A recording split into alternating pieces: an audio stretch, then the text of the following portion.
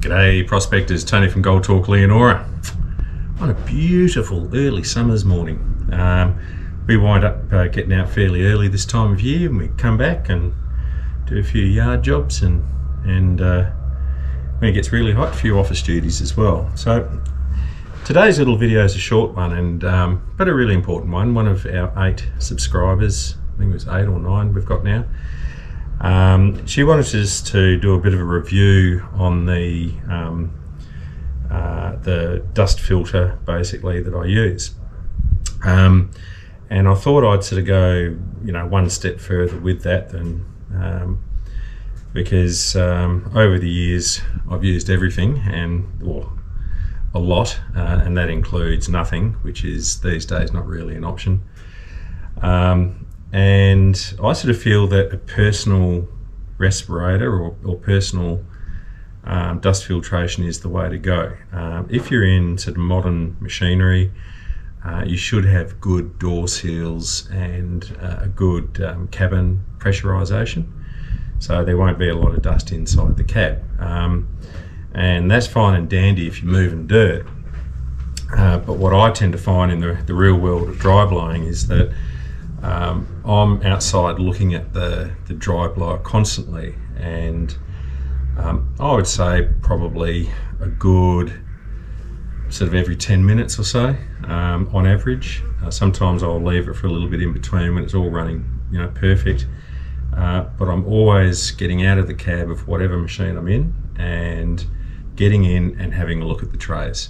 There's all sorts of things that can go wrong. The most common is vegetation blocking up the feed chutes, and it doesn't matter what your delivery system is, sort of the little bits of vegetation getting in and blocking your feed is the most common problem.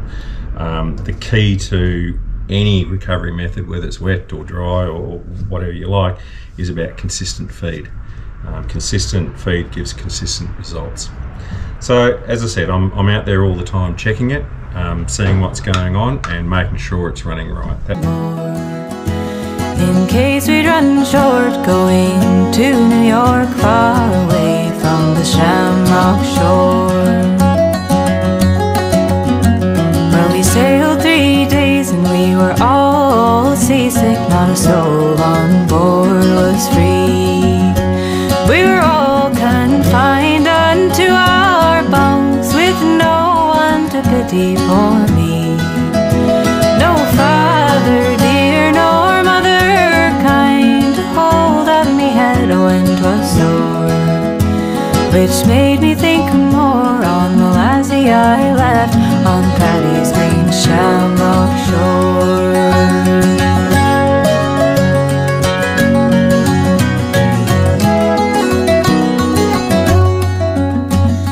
Safely reached the other side in 23 days.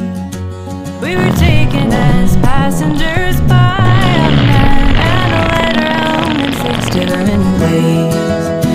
We each of us drank a parting glass in case we might never meet more, and we drank a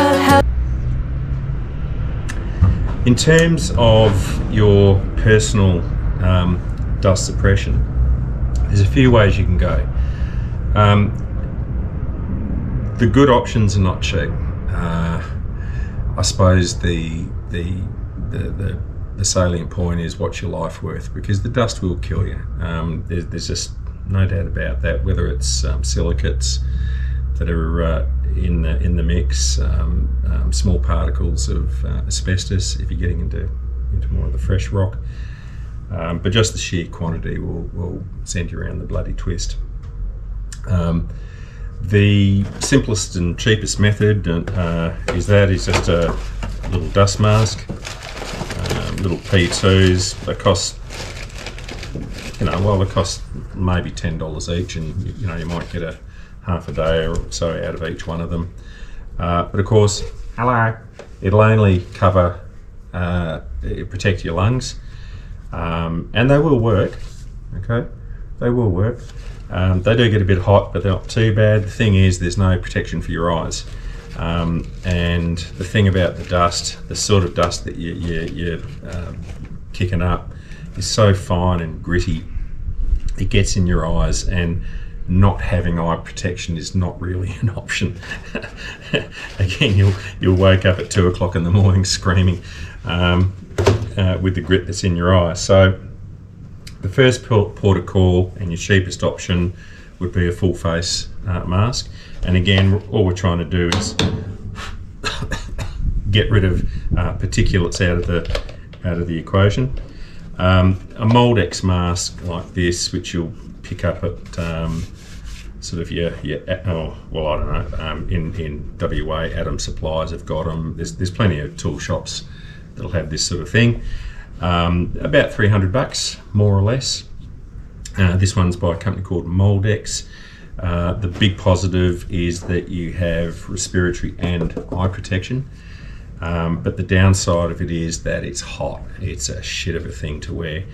If you were going in, if you had a situation where you had a pressurised cab on a modern machine, and you only had to wear this just to go in and check the trays, that could work for you.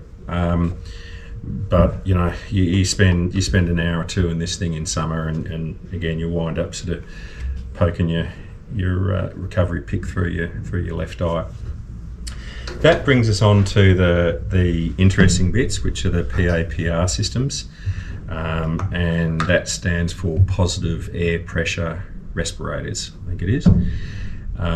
And so there's several on the market. The ones I've got to talk about are 3M and Sunstrong. There are definitely at least 2 other companies that turn these out. I've never used them, so I can't tell you anything about them. For me, I reckon the PAPR systems are the way to go for several different reasons. One is that it provides you with protection from overhead. That's a byproduct, but it's a handy byproduct. It gives you full coverage right around your mush, and the filtration and air power system positively pressurizes inside the mask, and that will keep the vast majority of the dust out. These work really, really well. So having said that, oils ain't oils. As I said, the lady that wanted us to do a bit of a review on these ones. The thing is, the 2 main ones that I've used is 3M, and recently I've changed over to the Sunstrong. The 3M I've used for a long time, sort of a good 20 years, and I've got all sorts of incarnations that they developed along the way in the sea containers. This is one of their latest ones. The helmet and visor system I have no problems at all with. It works quite well. Okay, and it's pretty stock standard. It works. Where I do have a huge problem is with the power unit, which is here, and more particularly the charging unit. So this is not a whinge, but it's why I do not use 3M products anymore. The people that designed this they designed it for a laboratory in Paris maybe, and where it's all very genteel, but not for the Australian outback. In fairness, when you're dry blowing, it is the hottest, most horrific environment for any piece of equipment. And you know, I can understand that scaly old prospectors running dry blowing units is not a sort of core market for 3M. But a lot of little things where the little battery that clips on is just with this little snap lock thing there, and most of the time that gives way, so the battery just falls out once it's worn a little bit. You'll see here where I've been using electrical tape to keep the battery in place. First world problem, but it's a pain in the ass. The filter system itself was pretty much the same, where they've just used this silly little catch which wears out very quickly, being plastic, okay, and this winds up falling out. There's the filter itself, okay, which just sits in there. There's no gaskets or anything like that. It's just straight in. There is a gasket around here trying to seal up around the motor itself, and it does a fair job. Look, you know, I've used these things for years, and they work and they keep your lungs clean. So that's a good thing. What I would say though is the product itself has a major design flaw. The design flaw is in the battery charger.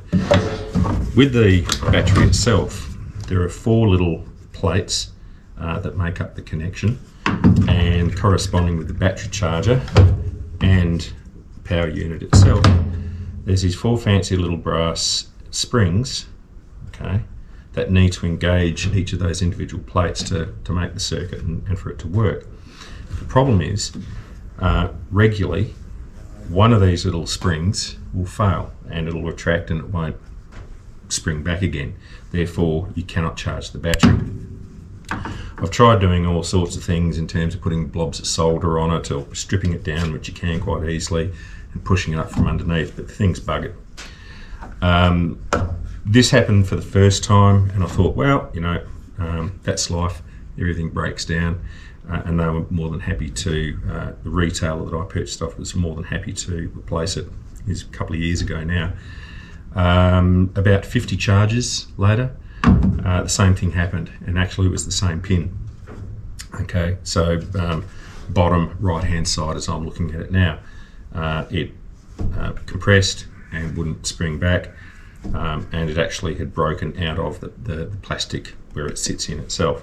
Therefore, couldn't charge the battery, couldn't use the machine at all.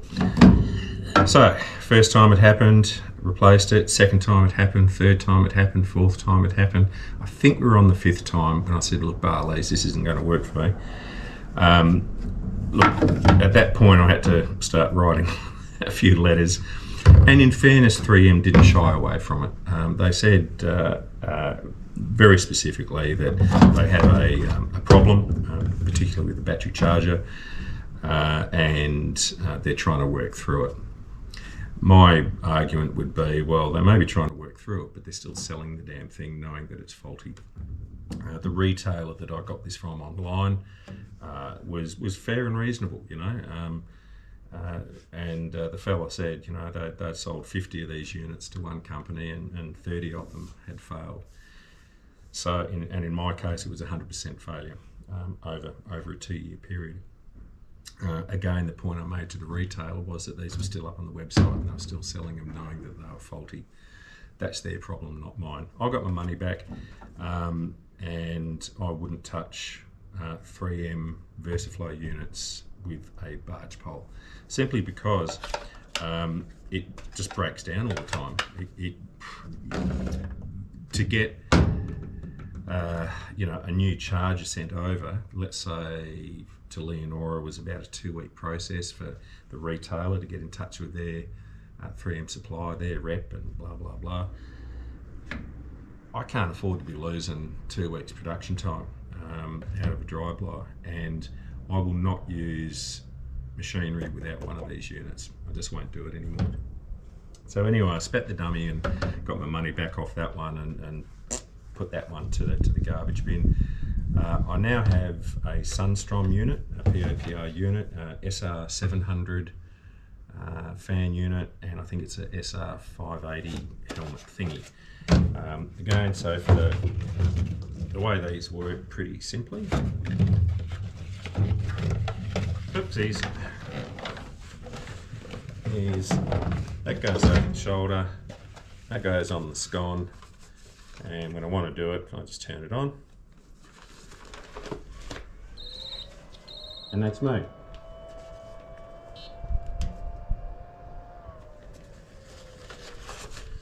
What I'd say about these ones is that it's way too early for me to, you know, give a fair review on it. But automatically, there's things about the unit which I like. I find that the helmet is a little bit more comfortable. That's not saying that that's uncomfortable, but it's just a bit nicer. And certainly the seal, they're using a different style of sort of sealing around the mush, and I find that that's at this stage, I don't know how durable it's going to be, but I'm finding it's a lot better seal. All around there's little things here where the filters clip in, and they put little, I guess, neoprene or rubber seals around that point. Again, just keeping dust ingress out of the power unit. The nice thing about this is that the battery, for example, is simple. It's just a standard plug that goes in and plugs it. I don't know how long it takes. I've never really timed it, but it charges. I just leave it overnight, and when you put it back in, you have to down and push down, and it will lock into place so that it can't fall out. That's a good thing. There's two different types of batteries. They have a normal battery, which is meant to come with the unit. I had a few problems with that, but that was just a one-off problem. So there's a normal battery, which I think is about $700, and there's a heavy duty battery, which is about $1,100 or $1,200, so not cheap. I would say that from a dry blowing point of view, if you're doing a day's work out there, you need at least 2 normal batteries, or a heavy duty battery and a normal battery. The one thing about these power units is it's quite nice. There's a little bit of chirping that goes on with these units. When the filters get a little bit of resistance, so they're getting full, you'll get a warning chirp to say go and clean your filters out. I like that, and I'd probably clean them out 3 times a day, something like that, and that's just a matter of taking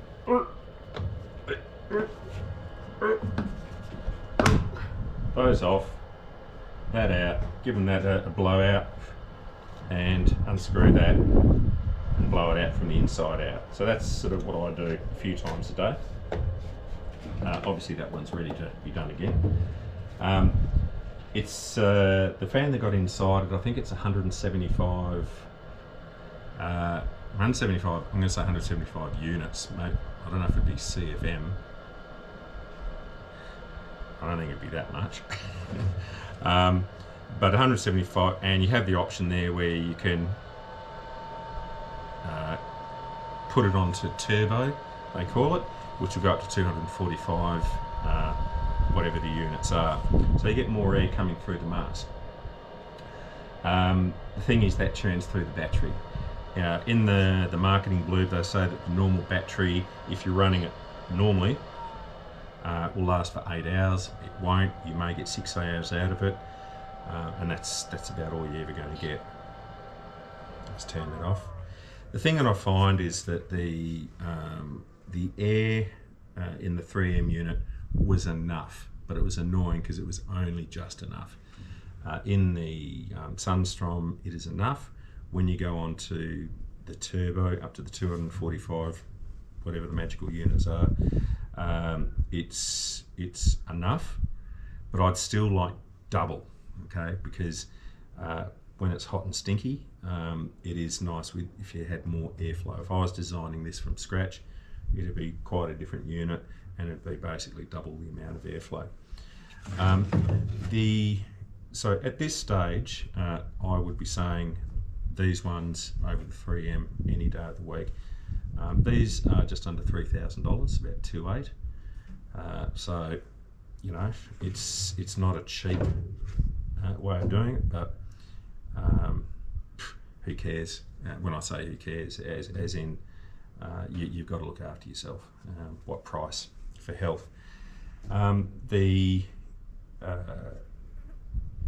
last thing I'd really say on these, and there's a bit of a trap with them, and what I find, as I said, for me, I will have it on like so, and I'll have the helmet on like that, and if I'm sitting in the excavator, that's me for the day, or whatever, or dozer or whatever I am. But the thing that I find, that whether you have it at the front like that, they're designed to be on a belt, so you can have them at the rear, but if you're sitting in a machine, that's not going to work for you. The biggest problem with these things is when you fart, because invariably what happens is that the powered unit, which is sucking air through the filters, is sucking in your fart, and that goes straight into your contained mask, and you get a face full of fart. Flatulence is not a bad thing in the bush. I quite enjoy dropping my guts occasionally, but I generally find that that's one of the worst things about this unit, that you get a face full of stink. Still, it's better than a face full of dust. Prospectors, I'm going to leave you with it. I think that'll get you started, but spend the money, get yourself a Sunstrom, and protect your health. See you, prospectors.